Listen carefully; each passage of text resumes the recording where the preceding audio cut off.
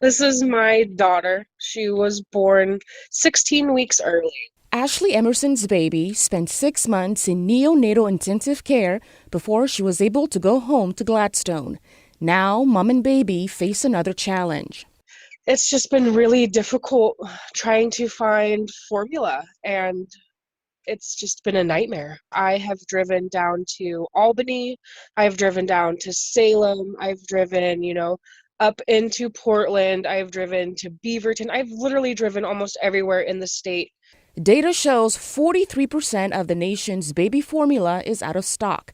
The shortage started in the early days of the pandemic and worsened because of labor shortages and a major product recall. Right now, we're also dealing with a formula shortage. Maura White is executive director at nonprofit Mother and Child Education Center. They've been forced to turn away new moms while tossing hundreds of cans of recalled formula. Imagine you're a low-income mom and you really need that. You need to have formula. You can't find it anywhere. You can't find it. You have to go tear your baby around from bus to bus to bus to try to go to stores. And that's the scary thing, is people are getting desperate. A dietitian with Multnomah County's WIC program serving low-income families says some parents are turning to dangerous alternatives. Some families are diluting the formula to make it last longer. Some families are making formula at home, which may not have all the nutritional needs that the infant needs.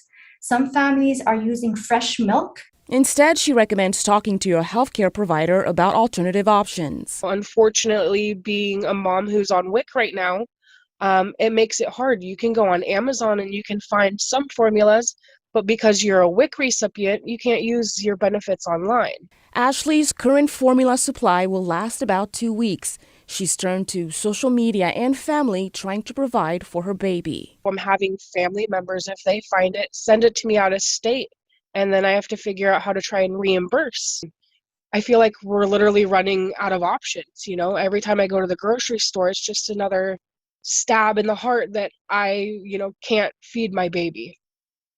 Ashley says she pays between $19 and $25 for formula depending on the store and the can size. You can report price gouging to the Oregon Department of Justice, but make sure to keep all of your receipts of your purchases and get as much information as possible, such as a picture and brand name, before you report it. Brittany? Thanks so much, Christelle.